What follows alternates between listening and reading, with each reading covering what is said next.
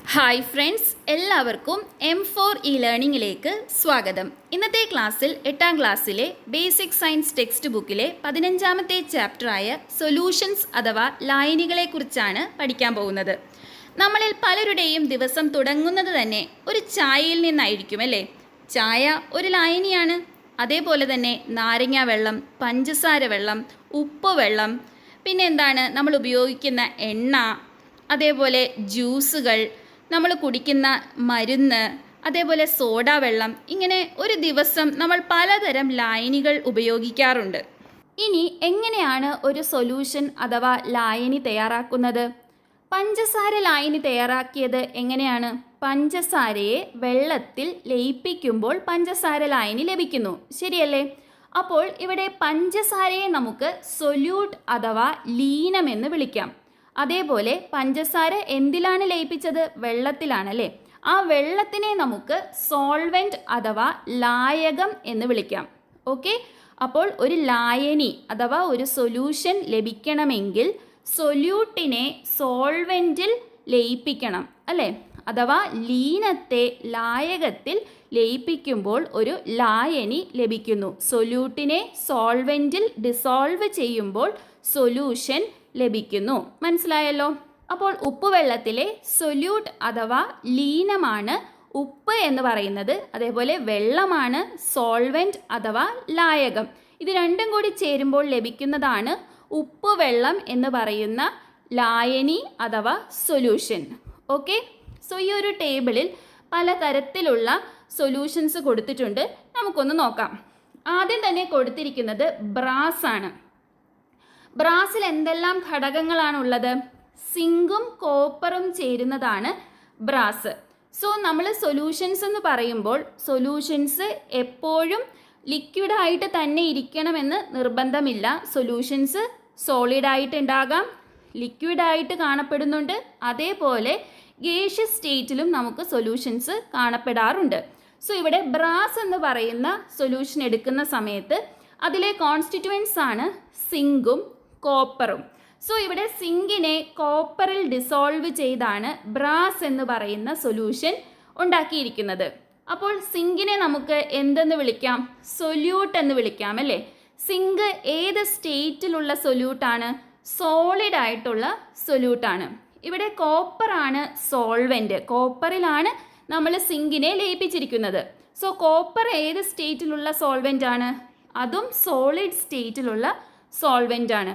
So solid സ്റ്റേറ്റിലുള്ള ഒരു സൊല്യൂട്ടിനെ solid സ്റ്റേറ്റിലുള്ള സോൾവെൻറ്റിൽ dissolve ചെയ്തപ്പോൾ ലഭിക്കുന്ന ബ്രാസ് ഏത് സ്റ്റേറ്റിലായിരിക്കും ഉള്ളത്? ബ്രാസും സോളിഡ് സ്റ്റേറ്റിൽ തന്നെയായിരിക്കും. ഓക്കെ, ഇനി രണ്ടാമത്തെ സൊല്യൂഷനാണ് സോൾട്ട് സൊല്യൂഷൻ അഥവാ ഉപ്പുവെള്ളം. ഉപ്പുവെള്ളത്തിൽ സൊല്യൂട്ട് ഏതാണ്? സോൾട്ട് ആണല്ലേ? സോൾട്ട് ഏത് സ്റ്റേറ്റിലാണ് കാണപ്പെടുന്നത്? സോളിഡ് സ്റ്റേറ്റിലാണ് ഉപ്പ് കാണപ്പെടുന്നത്. വാട്ടർ ആണ് സോൾവെൻറ്റ്. സോൾവെൻറ്റ് ഏത് സ്റ്റേറ്റിലാണ് ഇവിടെ ഉള്ളത്? ലിക്വിഡ് സ്റ്റേറ്റിലാണ്. ഉപ്പ് വെള്ളം ഏത് സ്റ്റേറ്റിലാണ്? ലിക്വിഡ് സ്റ്റേറ്റിലാണ്. ഓക്കെ, മനസ്സിലായല്ലോ? ഇനി മൂന്നാമത്തേതാണ് സോഡാ വെള്ളം അഥവാ സോഡാ വാട്ടർ. സോഡാ വാട്ടറിലെ ഘടകങ്ങൾ ഏതൊക്കെയാണ്? കാർബൺ ഡയോക്സൈഡും വാട്ടറുമാണ് സോഡാ വെള്ളത്തിലെ ഘടകങ്ങൾ. ഇതിൽ കാർബൺ ഡയോക്സൈഡിനെ വെള്ളത്തിൽ ലയിപ്പിച്ചാണ് എന്തുണ്ടാക്കുന്നത്? സോഡാ വാട്ടർ ഉണ്ടാക്കുന്നത്. സോ ഇവിടെ സൊല്യൂട്ട് ഏതാണ്? കാർബൺ ഡയോക്സൈഡ് ആണ്. കാർബൺ ഡയോക്സൈഡ് ഏത് സ്റ്റേറ്റിലാണ്? ഗേഷ്യസ് സ്റ്റേറ്റിലാണ്. വെള്ളം ആണ് സോൾവെൻറ്റ്. ഏത് സ്റ്റേറ്റിലാണ്? ലിക്വിഡ് സ്റ്റേറ്റിലാണ്. സോ ഇത് രണ്ടും കൂടി ചേർത്ത് കിട്ടുന്ന സൊല്യൂഷൻ, അതായത് സോഡാ വെള്ളം ഏത് സ്റ്റേറ്റിലാണ്? ലിക്വിഡ് സ്റ്റേറ്റിലാണ്. മനസ്സിലായല്ലോ? ഇനി ലാസ്റ്റ് വൺ ആണ് mixture of alcohol and water. ആൽക്കഹോളിനെ വെള്ളത്തിൽ ലയിപ്പിക്കുന്നു. ഇവിടെ ആൽക്കഹോളിൻ്റെ സ്റ്റേറ്റ് ലിക്വിഡാണ്, വെള്ളത്തിൻ്റെ സ്റ്റേറ്റും ലിക്വിഡാണ്. സോ നമുക്ക് കിട്ടുന്ന സൊല്യൂഷൻ ഏത് സ്റ്റേറ്റിലായിരിക്കും? ലിക്വിഡ് സ്റ്റേറ്റിലായിരിക്കും. മനസ്സിലായല്ലോ?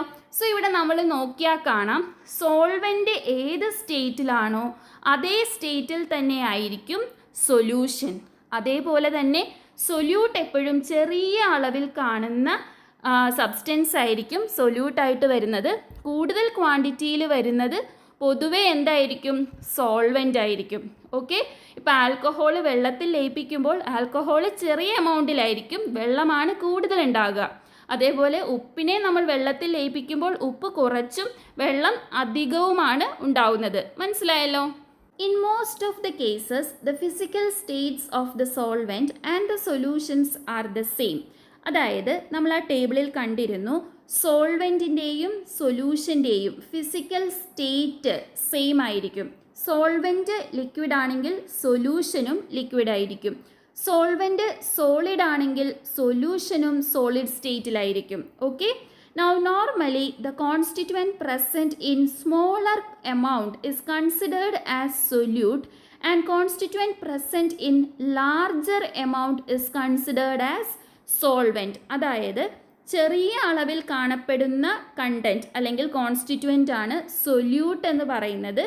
വലിയ അളവിൽ കാണപ്പെടുന്ന കോൺസ്റ്റിറ്റ്യുവൻ്റ് ആണ് സോൾവെൻ്റ് എന്ന് പറയുന്നത്.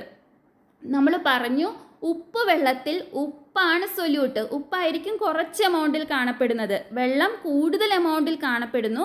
സോ വെള്ളത്തെ നമുക്ക് സോൾവെൻ്റ് എന്ന് വിളിക്കാം. ഇത് നോർമൽ കേസിലാണ്. എല്ലാ കേസിലും ഇങ്ങനെ ആവണമെന്നില്ല. അതിൻ്റെ ഒരു എക്സെപ്ഷനാണ് അക്വസ് സൊല്യൂഷൻസ്. അക്വസ് സൊല്യൂഷൻസിൽ water is always the solvent irrespective of its amount. വെള്ളമായിരിക്കും എപ്പോഴും സോൾവെൻ്റ് ആയിട്ട് വരുന്നത്, അത് ചെറിയ അളവിലാണെങ്കിലും വലിയ അളവിലാണെങ്കിലും. എന്താണ് ഈ അക്വസ് സൊല്യൂഷൻസ് എന്ന് പറഞ്ഞാൽ? വെള്ളം ഒരു കണ്ടൻ്റ് ആയിട്ട് വരുന്ന സൊല്യൂഷൻസിനെയാണ് നമ്മൾ പൊതുവെ അക്വസ് സൊല്യൂഷൻസ് എന്ന് പറയുന്നത്. അതിൽ വെള്ളം എപ്പോഴും എന്തായിട്ട് തന്നെയായിരിക്കും? സോൾവെൻ്റ് ആയിട്ട് തന്നെയാണ് നമ്മൾ കൺസിഡർ ചെയ്യുന്നത്, അതിൻ്റെ എമൗണ്ട് കുറവാണെങ്കിലും കൂടുതലാണെങ്കിലും. ഓക്കെ, ഇവിടെ 2 ബീക്കർ കൊടുത്തിട്ടുണ്ട്.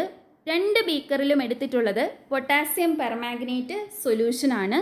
എങ്ങനെയാണ് പൊട്ടാസ്യം പെർമാംഗനേറ്റ് സൊല്യൂഷൻ തയ്യാറാക്കുന്നത്?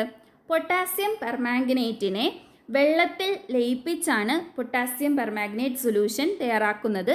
സോ ഇവിടെ പൊട്ടാസ്യം പെർമാംഗനേറ്റ് സൊല്യൂട്ടും വെള്ളം എന്താണ്? സോൾവെൻറ്റുമാണ്. ഇത് രണ്ടും കൂടി ലയിപ്പിച്ച് നമുക്ക് ലഭിക്കുന്നത് പൊട്ടാസ്യം പെർമാംഗനേറ്റ് സൊല്യൂഷനാണ്. ഓക്കെ, എന്നാൽ ഈ 2 ബീക്കറിൻ്റെയും നിറം വ്യത്യസ്തമാണല്ലേ? ആദ്യത്തേത് കുറച്ച് കടുത്ത നിറത്തിലാണുള്ളത്, രണ്ടാമത്തേത് കുറച്ച് ലൈറ്റ് ആയിട്ടുള്ള നിറമാണ്. എന്തുകൊണ്ടാണ് ഇങ്ങനെ സംഭവിച്ചത്? ആദ്യത്തെ ബീക്കറിൽ നമ്മൾ പൊട്ടാസ്യം പെർമാംഗനേറ്റിനെ വെള്ളത്തിൽ ലയിപ്പിച്ച സമയത്ത് കൂടുതൽ പൊട്ടാസ്യം പെർമാംഗനേറ്റ് അതിലേക്ക് ആഡ് ചെയ്തിട്ടുണ്ട്. എന്നാൽ രണ്ടാമത്തെ ബീക്കറിൽ പൊട്ടാസ്യം പെർമാംഗനേറ്റ് കുറച്ചളവിലാണ് നമ്മൾ ചേർത്തിട്ടുള്ളത്. അതുകൊണ്ടാണ് രണ്ടിനും വ്യത്യസ്ത നിറം ലഭിച്ചത്. സോ ഫസ്റ്റ് ബീക്കറിലുള്ള സൊല്യൂഷനെ കോൺസെൻട്രേറ്റഡ് പൊട്ടാസ്യം പെർമാംഗനേറ്റ് സൊല്യൂഷൻ എന്ന് വിളിക്കാം. അതേപോലെ രണ്ടാമത്തെ ബീക്കറിലുള്ള സൊല്യൂഷനെ ഡൈല്യൂട്ടഡ് പൊട്ടാസ്യം പെർമാംഗനേറ്റ് സൊല്യൂഷൻ എന്നും വിളിക്കാം. അതായത് എന്തിലാണോ സൊല്യൂട്ടിൻ്റെ എമൗണ്ട് കൂടുതലുള്ളത് അതിനെ നമ്മൾ കോൺസെൻട്രേറ്റഡ് സൊല്യൂഷൻ എന്നാണ് വിളിക്കുന്നത്. എന്നാൽ സെയിം എമൗണ്ട് ഓഫ് സോൾവെൻറ്റിൽ കുറച്ചളവിലാണ് സൊല്യൂട്ട് ചേർത്തിട്ടുള്ളത് എങ്കിൽ അതിനെ നമുക്ക് ഡൈല്യൂട്ടഡ് സൊല്യൂഷൻ എന്നും വിളിക്കാം. Okay, the solution containing a greater amount of solute can be said to be of higher concentration. അതായത് ഏത് സൊല്യൂഷനിലാണോ സൊല്യൂട്ടിൻ്റെ എമൗണ്ട് കൂടുതലുള്ളത് ആ സൊല്യൂഷനെ നമുക്ക് ഹയർ കോൺസെൻട്രേഷൻ സൊല്യൂഷൻ എന്ന് വിളിക്കാനായിട്ട് സാധിക്കും. Concentration of a solution refers to the amount of solute dissolved in a fixed amount of solvent. ഒരു fixed amount of സോൾവെൻറ്റിൽ എത്രത്തോളം സൊല്യൂട്ടിനെ dissolve ചെയ്യുന്നു എന്നുള്ളതാണ് ആ സൊല്യൂഷൻ്റെ കോൺസെൻട്രേഷൻ കൊണ്ട് അർത്ഥമാക്കുന്നത്. The solution containing a small amount of solute is known as a dilute solution, and that which contains larger amount of solute is known as concentrated solution. നമ്മൾ ഒരു solution എടുക്കുന്ന സമയത്ത് അതിൽ സൊല്യൂട്ടിൻ്റെ അളവ് കുറവാണെങ്കിൽ അത് ഡൈല്യൂട്ട് സൊല്യൂഷൻ എന്ന് പറയും. അതേപോലെ സൊല്യൂട്ടിൻ്റെ എമൗണ്ട് കൂടുതലാണെങ്കിൽ അത് കോൺസെൻട്രേറ്റഡ് സൊല്യൂഷൻ എന്നും പറയും. മനസ്സിലായല്ലോ? ഇനി ഒരു സൊല്യൂഷൻ്റെ കോൺസെൻട്രേഷൻ നമുക്ക് എങ്ങനെയൊക്കെ എക്സ്പ്രസ് ചെയ്യാൻ സാധിക്കും? ഫസ്റ്റ് മെത്തേഡാണ് മാസ് പെർസെൻറ്റേജ്. എങ്ങനെയാണ് മാസ് പെർസെൻറ്റേജ് കണ്ടുപിടിക്കുന്നത്? ഒരു സൊല്യൂഷൻ്റെ കോൺസെൻട്രേഷൻ നിർണ്ണയിക്കുന്നത് ആ സൊല്യൂഷനിലുള്ള ഏത് കോൺസ്റ്റിറ്റ്യുവൻ്റ് ആണ്? ശരിക്കും സൊല്യൂട്ടാണല്ലേ.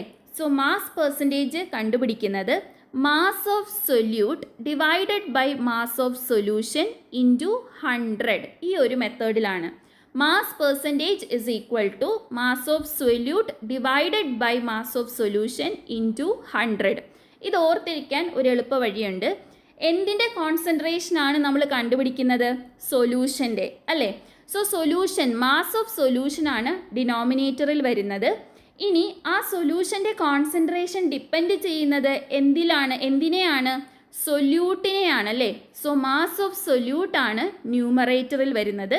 ഇതൊരു പെർസെൻറ്റേജ് മെത്തേഡ് ആയതുകൊണ്ട് നമ്മൾ 100 അല്ലെങ്കിൽ 100 കൊണ്ട് മൾട്ടിപ്ലൈ ചെയ്യണം. So mass percentage is equal to mass of solute divided by mass of solution into 100. Okay. ഇനി ഒരു സൊല്യൂഷൻ്റെ കോൺസെൻട്രേഷൻ എക്സ്പ്രസ് ചെയ്യുന്ന രണ്ടാമത്തെ മെത്തേഡാണ് പാർട്സ് പെർ മില്യൺ അഥവാ PPM method. This denotes the number of parts by mass of a solute present in 10 lakh 1 million parts by mass of a solution. ഒരു million എന്ന് പറഞ്ഞാൽ 10 ലക്ഷമാണ്. അപ്പോൾ ഒരു മില്യൺ അല്ലെങ്കിൽ 10 ലക്ഷം പാർട്ട് ഓഫ് സൊല്യൂഷൻ നമ്മൾ എടുക്കുന്ന സമയത്ത് അതിൽ എത്ര പാർട്ട് സൊല്യൂട്ട് ഉണ്ട് എന്നുള്ളതാണ് പാർട്സ് പെർ മില്യൺ കൊണ്ട് അർത്ഥമാക്കുന്നത്. So ppm is used to express the presence of very small amounts of a solute. അതായത് സൊല്യൂട്ട് ഒരു സൊല്യൂഷനിൽ വളരെ ചെറിയ എമൗണ്ടിൽ മാത്രമാണ് കാണപ്പെടുന്നതെങ്കിലാണ് നമ്മൾ ഈ ഒരു മെത്തേഡ് കോൺസെൻട്രേഷൻ എക്സ്പ്രസ് ചെയ്യാനായിട്ട് യൂസ് ചെയ്യുന്നത്. For example, the allowed limit of chlorine in drinking water is 4 parts per million. അതായത് കുടിവെള്ളത്തിൽ നമ്മൾ ക്ലോറിൻ ചേർക്കാറുണ്ട് അല്ലേ? എന്തിനു വേണ്ടിയിട്ടാണ്? അതായത് കുടിവെള്ളത്തിൽ നമ്മൾ ക്ലോറിൻ ചേർക്കാറുണ്ട്. എന്തിനു വേണ്ടിയിട്ടാണ്? അത് പ്യൂരിഫൈ ചെയ്യുന്നതിൻ്റെ ഭാഗമായിട്ട്. സോ വളരെ ചെറിയ എമൗണ്ടിൽ മാത്രമാണ് ക്ലോറിനേഷൻ ചെയ്യുന്ന സമയത്ത് ഡ്രിങ്കിങ് വാട്ടറിൽ നമ്മൾ ക്ലോറിൻ ആഡ് ചെയ്യുന്നത്. അത് എത്ര പാർട്സ് പെർ മില്യൺ ആണ്? 4 പാർട്സ് പെർ മില്യൺ ആണ്. അതായത് 10 ലക്ഷം അല്ലെങ്കിൽ 1 മില്യൺ പാർട്സ് ഓഫ് സൊല്യൂഷൻ നമ്മൾ എടുക്കുന്ന സമയത്ത് അതിൽ 4 പാർട്ട് മാത്രമാണ് നമ്മൾ ക്ലോറിൻ ആഡ് ചെയ്യുന്നത്. മനസ്സിലായല്ലോ? അത്രയും ചെറിയ എമൗണ്ടിലായിരിക്കും സൊല്യൂട്ട് നമ്മൾ ചേർക്കുന്നത്.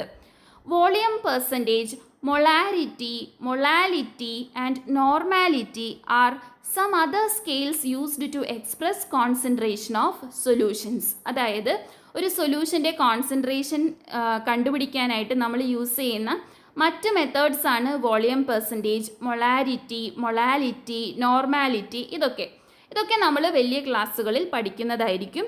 സോ ഇവിടെ നമ്മൾ 2 മെത്തേഡാണ് പഠിച്ചത്, മാസ് പെർസെൻറ്റേജും അതേപോലെ പാർട്സ് പെർ മില്യണും. ഇനി അടുത്തതായിട്ട് നമുക്കൊരു എക്സ്പെരിമെൻറ്റ് ചെയ്ത് നോക്കാം. അതായത് 2 ബീക്കർ എടുക്കണം. 2 ബീക്കറിലും 50 ml വീതം വെള്ളം നിറക്കണം.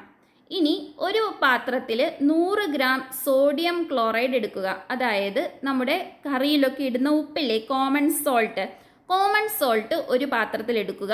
മറ്റൊരു പാത്രത്തിൽ അമോണിയം ക്ലോറൈഡ് എടുക്കുക. ഇത് രണ്ടും 100 ഗ്രാം വീതമാണ്.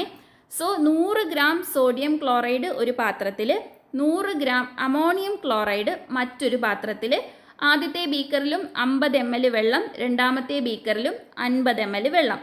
ഓക്കെ. ഇനി എന്താ ചെയ്യേണ്ടത്? സോഡിയം ക്ലോറൈഡ് കുറച്ചായിട്ട് ആദ്യത്തെ ബീക്കറിലേക്ക് ആഡ് ചെയ്ത് കൊടുക്കുക. നല്ല രീതിയിൽ ഇളക്കിക്കൊണ്ടിരിക്കുക. ഓക്കെ. അങ്ങനെ നമ്മൾ സോഡിയം ക്ലോറൈഡ് അഥവാ കോമൺ സോൾട്ട് ഈ വെള്ളത്തിലേക്ക് ആഡ് ചെയ്ത് ഇളക്കിക്കൊണ്ടിരിക്കുന്ന സമയത്ത് ഒരു പർട്ടിക്കുലർ സ്റ്റേറ്റ് അല്ലെങ്കിൽ ഒരു പർട്ടിക്കുലർ സമയം എത്തുമ്പോഴേക്കും പിന്നെ നമ്മൾ ഉപ്പ് ആഡ് ചെയ്ത് കഴിഞ്ഞാൽ ആ ഉപ്പ് വെള്ളത്തിൽ ലയിക്കാണ്ടാവും. ആ സമയത്തുള്ള സൊല്യൂഷനെയാണ് സാച്ചുറേറ്റഡ് സൊല്യൂഷൻ എന്ന് പറയുന്നത്. അതേപോലെ എത്രത്തോളം സോൾട്ടാണ് ഒരു സാച്ചുറേറ്റഡ് സൊല്യൂഷൻ ഉണ്ടാക്കാൻ നമുക്ക് വേണ്ടി വന്നത് എന്ന് നമുക്ക് എങ്ങനെ കാൽക്കുലേറ്റ് ചെയ്യാം? നമ്മുടെ കയ്യിൽ ആദ്യം 100 ഗ്രാം ഉപ്പ് ഉണ്ടായിരുന്നല്ലേ? ആ ഉപ്പ് നമ്മൾ ഇതിലേക്ക് ആഡ് ചെയ്തുകൊണ്ടിരുന്നു. അങ്ങനെ ഒരു പർട്ടിക്കുലർ സമയം എത്തിയപ്പോൾ സൊല്യൂഷൻ സാച്ചുറേറ്റഡ് ആയി. പിന്നെ നമ്മൾ ഉപ്പ് ആഡ് ചെയ്തിട്ട് കാര്യമില്ല. അപ്പോൾ നമ്മുടെ കയ്യിൽ ബാക്കി എത്ര ഉപ്പുണ്ടെന്ന് അറിയാൻ പറ്റുമല്ലോ. ആ എമൗണ്ടിനെ 100 ഗ്രാമിൽ നിന്നും നമ്മൾ കുറച്ച് കഴിഞ്ഞാൽ സാച്ചുറേറ്റഡ് സൊല്യൂഷൻ ഉണ്ടാക്കാൻ എത്ര സോൾട്ട് വേണ്ടി വന്നു എന്ന് നമുക്ക് മനസ്സിലാക്കാനായിട്ട് സാധിക്കും. ശരിയല്ലേ? So, the solution obtained by dissolving maximum amount of solute at a given temperature is known as saturated solution. അതായത് ഒരു സാച്ചുറേറ്റഡ് സൊല്യൂഷൻ എന്ന് പറഞ്ഞാൽ എന്താണ്? ഒരു ഗിവൺ ടെമ്പറേച്ചറിൽ ആ സൊല്യൂഷനിലേക്ക് മാക്സിമം സൊല്യൂട്ട് നമ്മൾ ആഡ് ചെയ്താണ് സൊല്യൂഷൻ ഫോം ചെയ്തിട്ടുള്ളത് എങ്കിൽ അതിനെ നമുക്ക് സാച്ചുറേറ്റഡ് സൊല്യൂഷൻ എന്ന് പറയാം. അതായത് സാച്ചുറേറ്റഡ് സൊല്യൂഷനിലേക്ക് പിന്നെയും നമ്മൾ സൊല്യൂട്ട് ആഡ് ചെയ്താൽ അത് ഡിസോൾവ് ആവില്ല. The solution before reaching saturation is known as unsaturated solution. അതായത് സാച്ചുറേഷൻ പോയിന്റ് എത്തുന്നതിന് മുന്നേ ഉള്ള സൊല്യൂഷനെ നമുക്ക് എന്ത് വിളിക്കാം? അൺസാച്ചുറേറ്റഡ് സൊല്യൂഷൻ എന്ന് വിളിക്കാം. ഈ അൺസാച്ചുറേറ്റഡ് സൊല്യൂഷനിലേക്ക് നമ്മൾ പിന്നെയും സൊല്യൂട്ട് ആഡ് ചെയ്താൽ ആ സൊല്യൂട്ട് ഡിസോൾവ് ആകും. Okay, so unsaturated solutions can dissolve more amount of solute. എന്നാൽ സാച്ചുറേറ്റഡ് സൊല്യൂഷനിലേക്ക് നമ്മൾ സൊല്യൂട്ട് ആഡ് ചെയ്താൽ അത് ഡിസോൾവ് ആകാതെ സൊല്യൂഷനിൽ നമുക്ക് കാണാനായിട്ട് സാധിക്കും. Okay, now repeat the above activity by adding ammonium chloride gradually to the second beaker. So ഉപ്പ് വെച്ച് നമ്മൾ ഇപ്പോൾ ചെയ്ത ആ സെയിം എക്സ്പെരിമെൻറ്റ് അമോണിയം ക്ലോറൈഡ് വെച്ച് നമ്മൾ റിപ്പീറ്റ് ചെയ്യണം. അപ്പോൾ നമുക്ക് എന്ത് മനസ്സിലാകും? The amount of common salt and ammonium chloride required to make a saturated solution using same solvent under same condition differ. അതായത് സാച്ചുറേറ്റഡ് സൊല്യൂഷൻ ഉണ്ടാക്കാനായിട്ട് സെയിം സോൾവെൻ്റ് ആണ് രണ്ട് കേസിലും നമ്മൾ ഉപയോഗിച്ചത്. സോൾവെൻറ്റ് എന്താ ഇവിടെ എടുത്തിട്ടുള്ളത്? 50 ml വെള്ളം.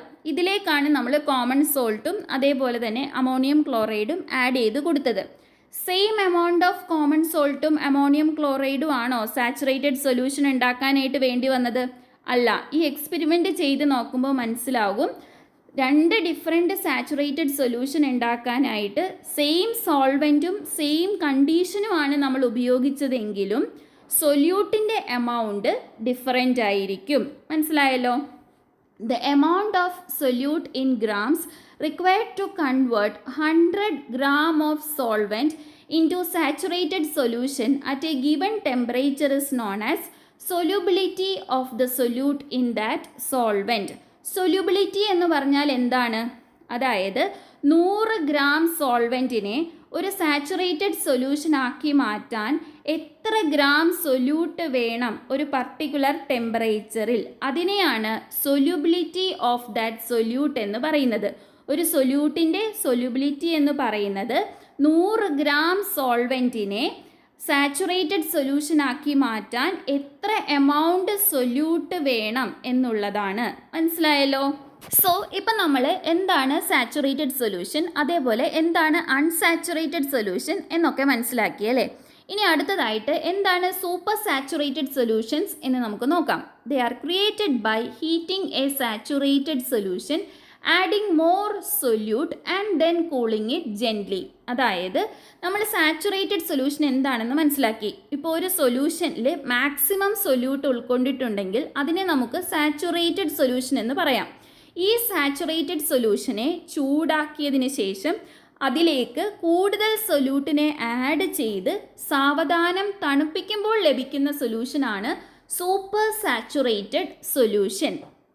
The excess solute in a supersaturated solution can be made to crystallize by adding a tiny crystal of the solute called seed crystal. അതായത് സൂപ്പർ സാച്ചുറേറ്റഡ് സൊല്യൂഷൻ എന്ന് പറയുമ്പോൾ അതിൽ എക്സസ് ആയിട്ട് സൊല്യൂട്ട് ഉണ്ട് അല്ലേ.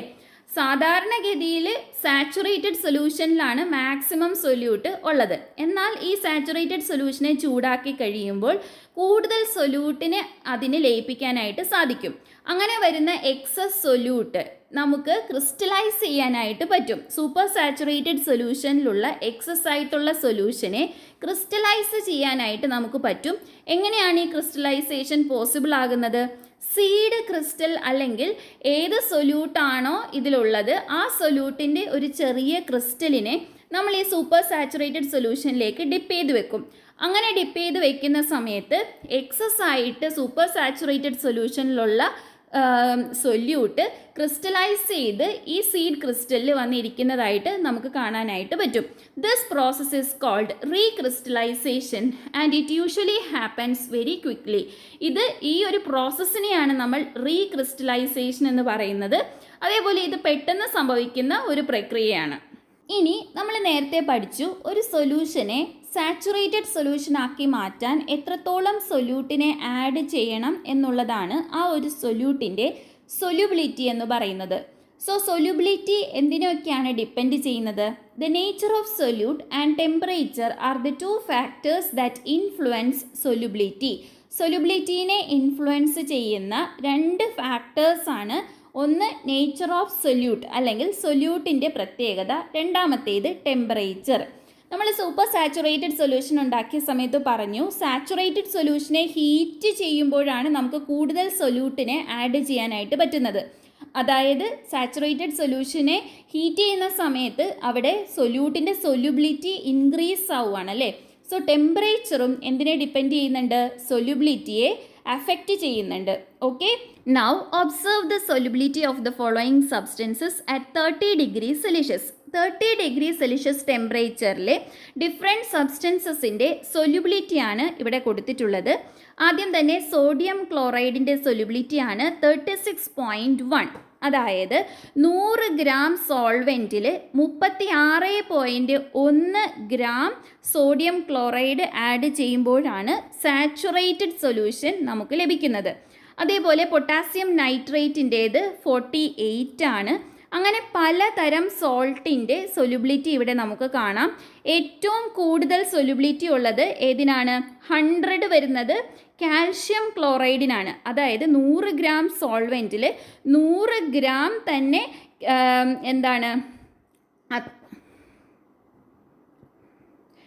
ഇവിടെ ഏറ്റവും കൂടുതൽ സൊല്യൂബിലിറ്റി വരുന്നത് കാൽഷ്യം ക്ലോറൈഡിനാണ്. അതായത് 100 ഗ്രാം സോൾവെൻറ്റിൽ 100 ഗ്രാം തന്നെ കാൽഷ്യം ക്ലോറൈഡ് ചേർക്കുമ്പോഴാണ് സാച്ചുറേറ്റഡ് സൊല്യൂഷൻ ലഭ്യമാവുന്നത്. എന്നാൽ ഇവിടെ അമോണിയം ക്ലോറൈഡിൻ്റെ നോക്കിക്കേ, നമ്മൾ നേരത്തെ എക്സ്പെരിമെൻറ്റ് ചെയ്തതിൽ നമ്മൾ എടുത്ത രണ്ട് സോൾട്ട്, ഒന്ന് സോഡിയം ക്ലോറൈഡ് അഥവാ കോമൺ സോൾട്ട്, രണ്ടാമത്തേത് അമോണിയം ക്ലോറൈഡ് ആയിരുന്നു അല്ലേ. സോഡിയം ക്ലോറൈഡിൻ്റെ സൊല്യൂബിലിറ്റി 36.1 ആണ്. അതായത് 36.1 ഗ്രാംസ് സൊല്യൂട്ട് ആഡ് ചെയ്താലാണ് നമുക്ക് സാച്ചുറേറ്റഡ് സൊല്യൂഷൻ ലഭിക്കുന്നത്. എന്നാൽ അമോണിയം ക്ലോറൈഡിൻ്റെ കേസിലോ 41.4 ഗ്രാം അമോണിയം ക്ലോറൈഡ് ചേർത്താലാണ് ആ ഒരു സൊല്യൂഷൻ സാച്ചുറേറ്റഡ് ആകുന്നത്.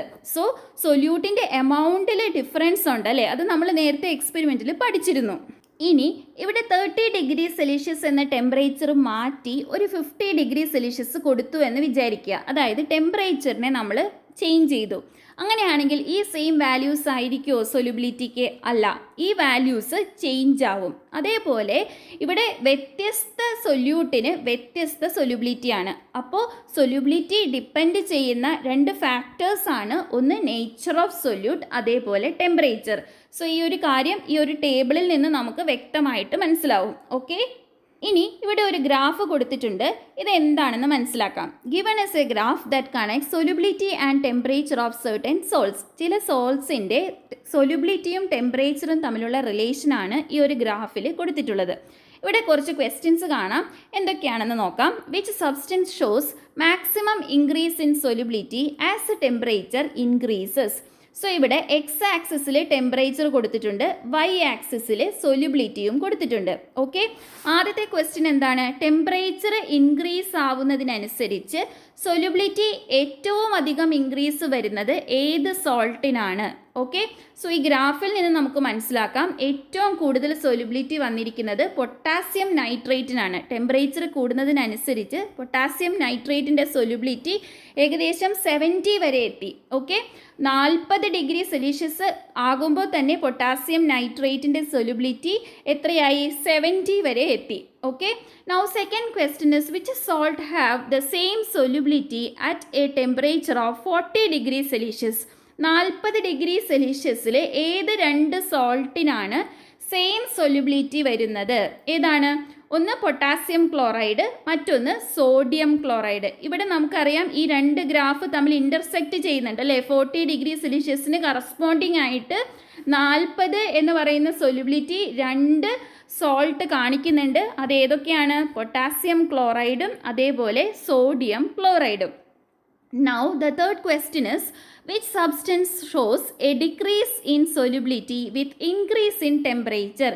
ടെമ്പറേച്ചർ കൂടുന്നതിനനുസരിച്ച് സൊല്യൂബിലിറ്റി കുറഞ്ഞു വരുന്ന സോൾട്ട് ഏതാണ്? ആകെ ഒരു കർവ് മാത്രമാണ് കുറഞ്ഞു വരുന്നത്. അത് കാൽഷ്യം സൾഫേറ്റിൻ്റേതാണ്. സോ കാൽഷ്യം സൾഫേറ്റിന് ടെമ്പറേച്ചർ കൂടുന്നതിനനുസരിച്ച് സൊല്യൂബിലിറ്റി കുറഞ്ഞാണ് വരുന്നത്. സോ എല്ലാ കേസിലും ടെമ്പറേച്ചർ കൂടുമ്പോൾ സൊല്യൂബിലിറ്റി കൂടണമെന്നില്ല.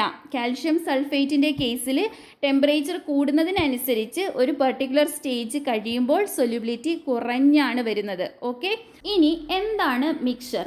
എന്താണ് മിക്സ്ചറും സൊല്യൂഷനും തമ്മിലുള്ള വ്യത്യാസം? A mixture is a combination of two or more substances that are not completely dissolved. രണ്ടിൽ കൂടുതലോ സബ്സ്റ്റൻസസിൻ്റെ ഒരു കോമ്പിനേഷനാണ് മിക്സ്ചർ. അതിൽ ഈ സബ്സ്റ്റൻസസ് കംപ്ലീറ്റ് ആയിട്ട് ഡിസോൾവ് ആയി ചേർന്നിട്ടും ഉണ്ടാവില്ല, അല്ലെങ്കിൽ ലയിച്ച് ചേർന്നിട്ടുണ്ടാവില്ല. അങ്ങനെയുള്ള കോമ്പിനേഷനെയാണ് മിക്സ്ചർ എന്ന് പറയുന്നത്. എന്നാൽ എന്താണ് solution? Solution is a mixture in which the substances are completely dissolved. Solution ഒരു ടൈപ്പ് ഓഫ് മിക്സ്ചർ ആണ്, പക്ഷേ ഇതിൽ നമ്മൾ ഉപയോഗിക്കുന്ന സബ്സ്റ്റൻസസ് കംപ്ലീറ്റ് ആയിട്ട് ലയിച്ച് ചേർന്നിട്ടുണ്ടാകും, അല്ലെങ്കിൽ കംപ്ലീറ്റ്ലി ഡിസോൾവ്ഡ് ആയിരിക്കും. മനസ്സിലായോ? അപ്പോൾ നമുക്ക് എന്തു പറയാം?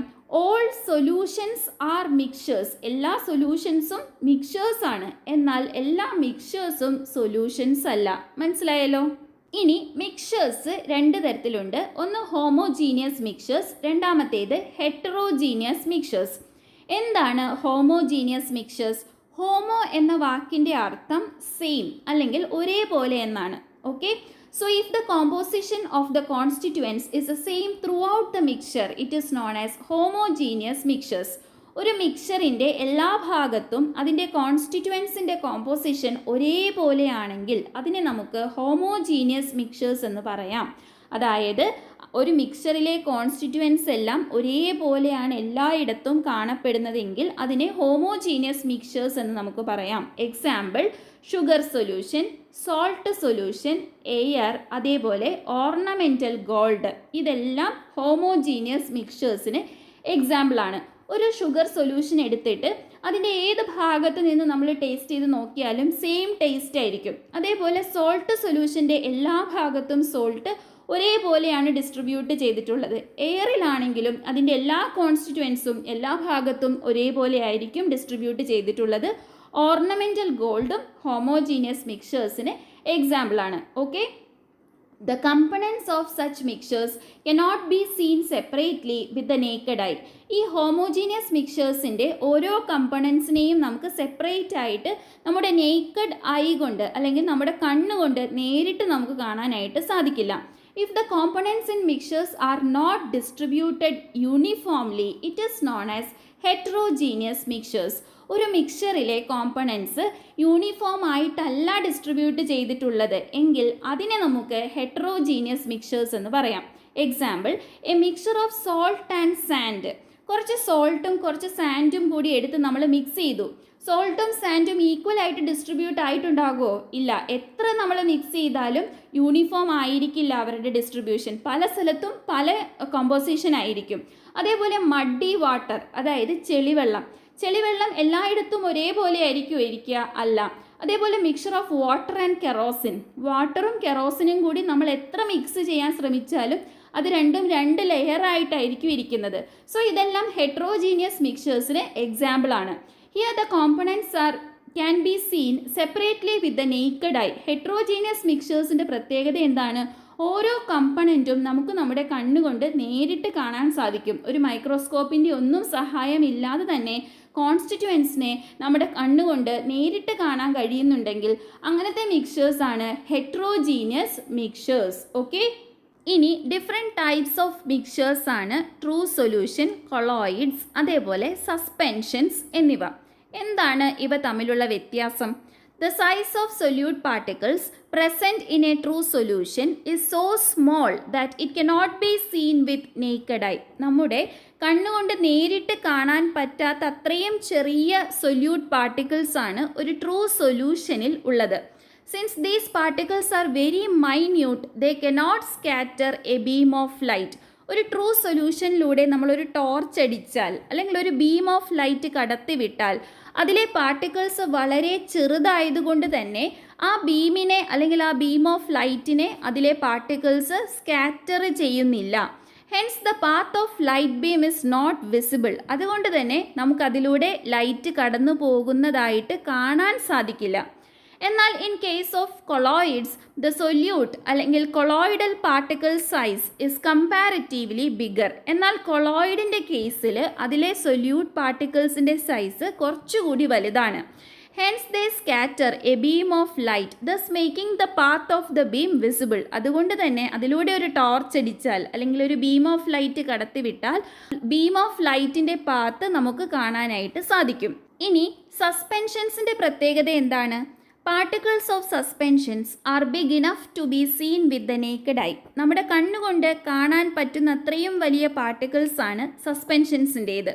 The light beam falling on them is reflected almost completely. അതായത് നമ്മളൊരു ബീക്കറിൽ ഒരു സസ്പെൻഷൻ എടുത്തിട്ടുണ്ടെന്ന് വിചാരിക്കുക.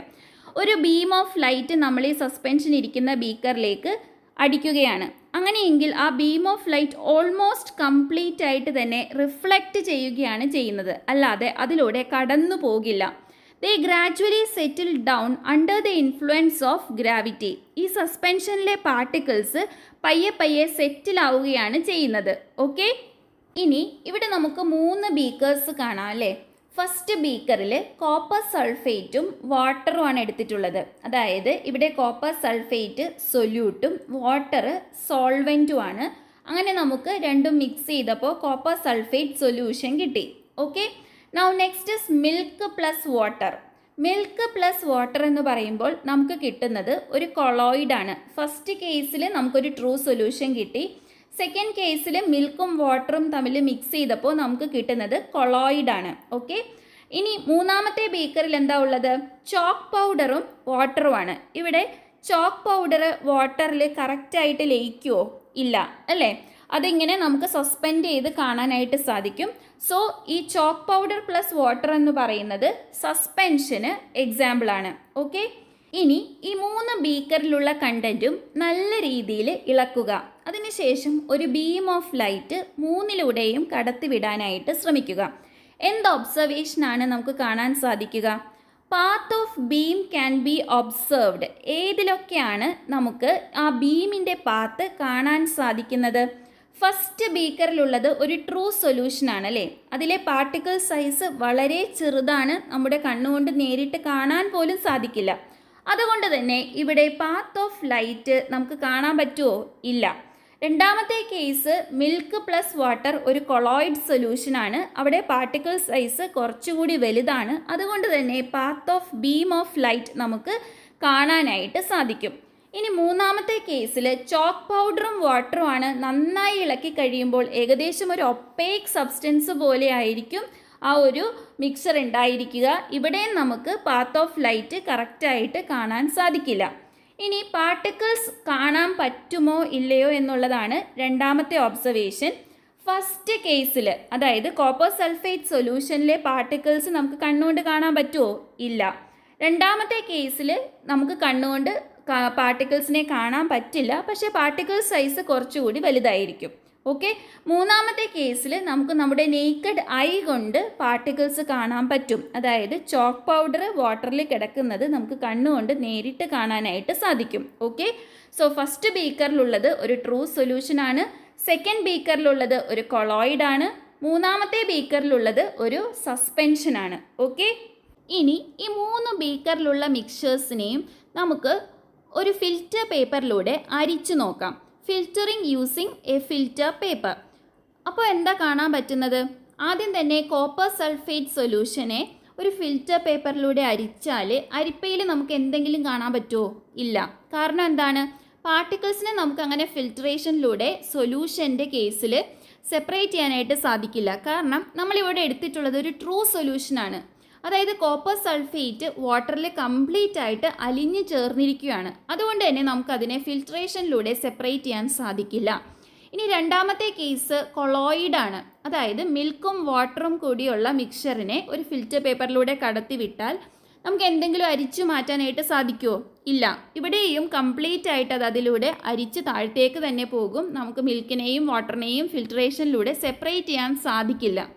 എന്നാൽ ചോക്ക് പൗഡറും വാട്ടറും കൂടിയുള്ള മിക്സറിനെ നമ്മൾ ഫിൽറ്റർ പേപ്പറിലൂടെ കടത്തിവിടുന്ന സമയത്ത് ചോക്ക് പൗഡർ ഫിൽറ്റർ പേപ്പറിൽ അടിഞ്ഞുകൂടും അല്ലേ?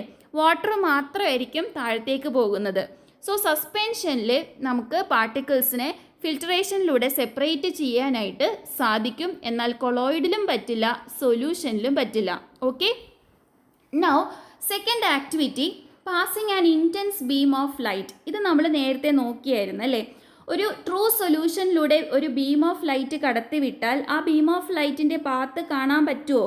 ഇല്ല, നമുക്ക് പാത്ത് വിസിബിൾ ആയിരിക്കില്ല. കൊളോയിഡിലൂടെ കടത്തി വിട്ടാലോ ബീം ഓഫ് ലൈറ്റ് നമുക്ക് കാണാനായിട്ട് സാധിക്കും. സസ്പെൻഷനിലൂടെ കടത്തി വിടുമ്പോൾ സസ്പെൻഷൻ നന്നായിട്ട് സ്റ്റിർ ചെയ്തിട്ട് അല്ലെങ്കിൽ നന്നായി ഇളക്കിയിട്ടുള്ള അവസ്ഥയിലാണെങ്കിൽ നമുക്ക് അവിടെയും പാത്ത് ഓഫ് ലൈറ്റ് വ്യക്തമായി കാണാനായിട്ട് സാധിക്കില്ല. നൗ ഈ 3 ബീക്കറിലുള്ള മിക്സേഴ്സിനെയും കുറച്ച് നേരം അൺഡിസ്റ്റർബ്ഡ് ആയിട്ട് വെക്കുക. അങ്ങനെയാണെങ്കിൽ എന്ത് ഒബ്സർവേഷനാണ് ഉണ്ടാവുക? ഫസ്റ്റ് ബീക്കറിൽ നോക്കുമ്പോൾ ഒരു മാറ്റവും ഉണ്ടാവില്ല, പാർട്ടിക്കിൾസ് ഒന്നും തന്നെ താഴെ അടിഞ്ഞു കൂടിയിട്ടൊന്നും ഉണ്ടാവില്ല. സെക്കൻഡ് ബീക്കറിലും ഒരു മാറ്റവും ഉണ്ടാവുന്നില്ല. എന്നാൽ മൂന്നാമത്തെ ബീക്കറിലോ, അതായത് സസ്പെൻഷനെ നമ്മൾ കുറേ സമയം അൺഡിസ്റ്റർബ്ഡ് ആയിട്ട് വെക്കുമ്പോൾ അതിലുള്ള ചോക്ക് പൗഡർ താഴെ വന്ന് സെറ്റിലായിട്ടുള്ളത് നമുക്ക്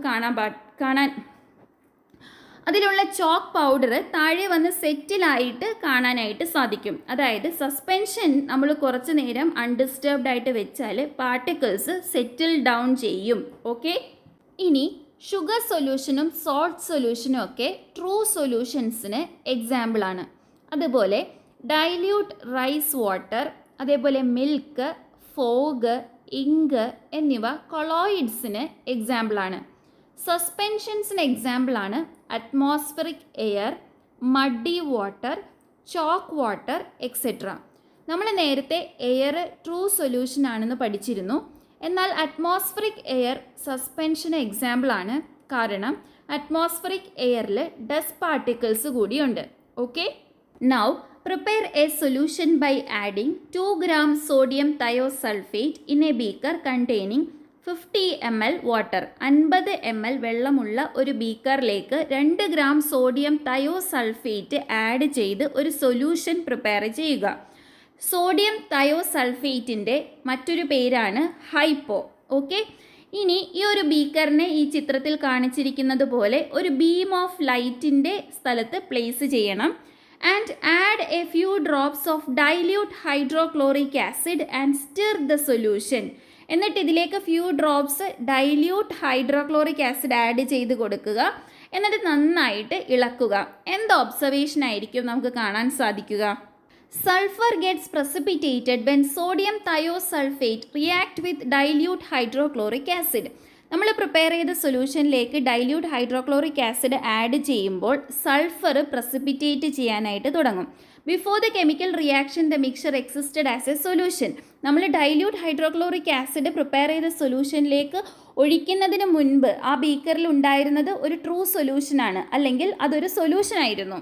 within a few seconds as more and more sulphur particles form they aggregate together.